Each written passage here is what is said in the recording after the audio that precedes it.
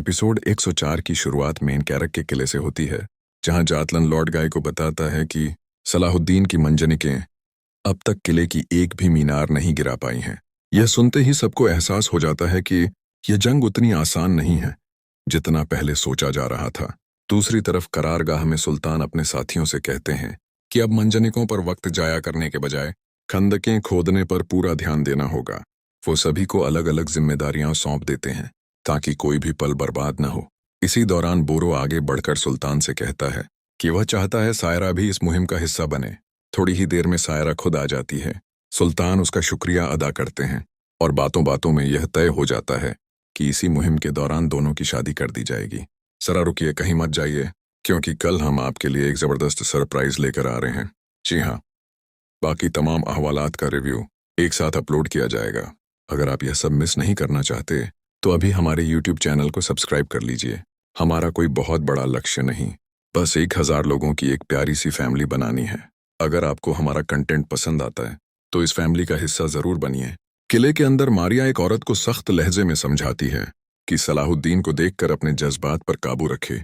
इस पर वह औरत गुस्से में जवाब देती है कि उसकी दुश्मनी सलाहुद्दीन से है और वह यह दुश्मनी सबको दिखाकर रहेगी। किले की दीवार पर खड़ा जातलन बालिन से कहता है कि सलाहुद्दीन का अगला निशाना पानी और खाने के जखीरे हो सकते हैं, क्योंकि बिना पानी के कोई भी किला ज्यादा दिन नहीं टिक सकता। उधर कुद्स में बोल्डन कैरक जाने की तैयारी करता है, लेकिन चलते चलते अचानक बेहोश होकर गिर पड़ता है। विलियम्स और सिविला फौरन उसकी तरफ दौड़ते हैं। इधर बोरो सायरा के साथ चरमिला हुआ घोल लेकर उस नदी तक पहुंचता है जहां से सलीबी फौज को पानी दिया जाता है। दोनों झर पानी में मिला देते हैं और वहां से लौट आते हैं। कुछ देर बाद लॉर्ड गाय वहां पहुंचता है। खाली ड्रम देखकर उसे एहसास हो जाता है कि वह देर से पहुंच चुका है। हलब में मलिक तोमान काजी फाजिल से कहता है कि सलाहुद्दीन अब बहुत मजबूत हो चुका है और कैरक को फतह करना आसान नहीं रहा। आखिरकार उमरा ये फैसला सुनाते हैं कि अब रियासत सिर्फ जंग के सहारे ही चलेगी। जंगल में सुल्तान अपने कुछ साथियों के साथ अचानक सलीबियों पर हमला कर देते हैं, लेकिन बालिन और मार्कोस जल्दी ही उन्हें घेर लेते हैं। जबरदस्त लड़ाई होती है, मगर तादाद कम देखकर सुल्तान के साथ ही पीछे हटने का फैसला करते हैं।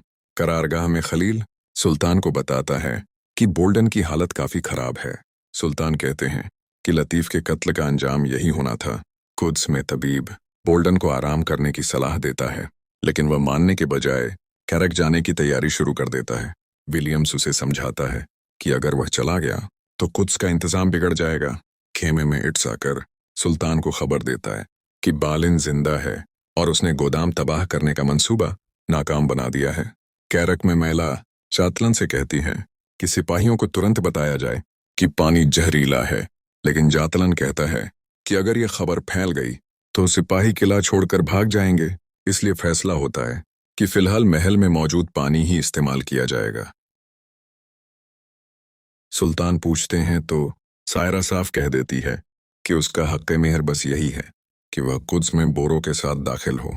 उधर बोरो भी तय करता है कि कैरक और कुद्स से मिलने वाली हर माले गनीमत में सायरा का पूरा हिस्सा होगा। कैरक में मैला मारिया से कहती है कि सलाहुद्दीन को हराने के लिए वह किसी भी हद तक जा सकती है। इसी जिद और गुस्से में वह सलाहुद्दीन के नाम एक खत लिख देती है। सुबह सुल्तान वह खत पढ़ते हैं और बिना देर किए खलील को हुक्म देते हैं कि फौरन एक सुरक्षा दस्ते की तैयारी की जाए। हलब में काजी फाजिल बाजार से गुजर रहे होते हैं कि अचानक ज़ैनब पर नजर पड़ जाती है। वह अपने साथियों को छोड़कर उसके पीछे चले जाते हैं। ज़ैनब ठंडे लेकिन सख्त लहजे में कहती है कि उसने कुछ भी नहीं भुलाया और एक दिन वह हर चीज का हिसाब लेगी। इसी वक्त कारातिगण वहां आ जाता है और मामला टल जाता है। इधर कैरक में मैला चुपके से कमांडर के पीछे किले से बाहर निकलने की कोशिश करती है, लेकिन जातन उसे रोक लेता है। वह बहाना बनाती है कि गिरजाघर में दुआ के लिए जा रही है और कमांडर के साथ चल पड़ती है। एक खेमे में मैला सुल्तान से मिलती है। वह बताती है कि कैरक में दाखिल होने का सिर्फ एक ही रास्ता था, जिसे बहुत पहले बंद कर दिया गया।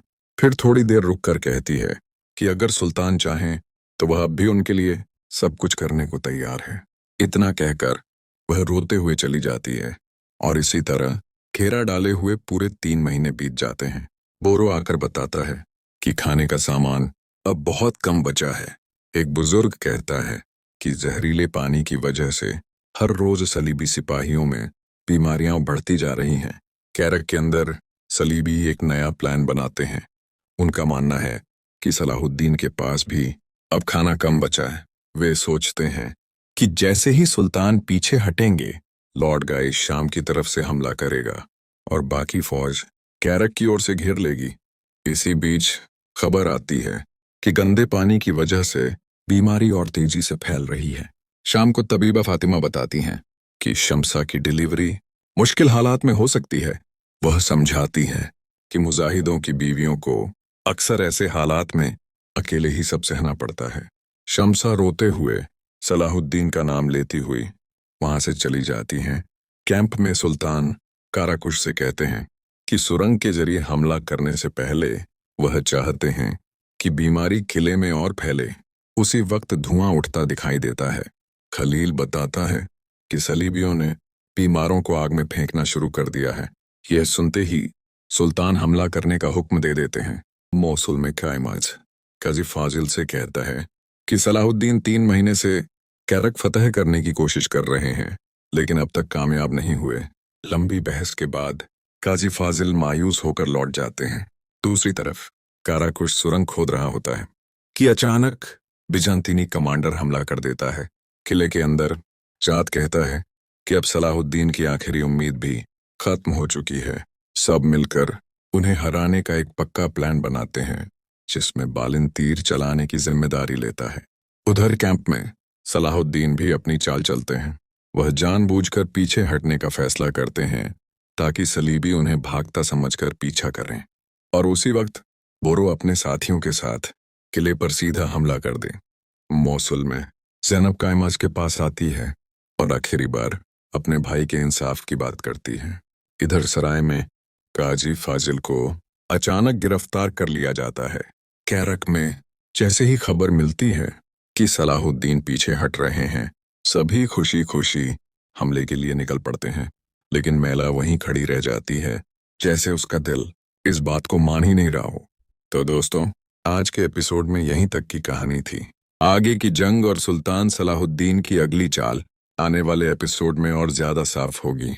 अगर आपको हमारा ये रिकैप पसंद आया हो तो मसाला रिकैप्स को सब्सक्राइब जरूर करें और वीडियो को लाइक करना ना भूलें। अपना ख्याल रखिए, अच्छा सोचिए, अच्छा कीजिए। अगले एपिसोड में फिर मुलाकात होगी। अल्लाह हाफिज।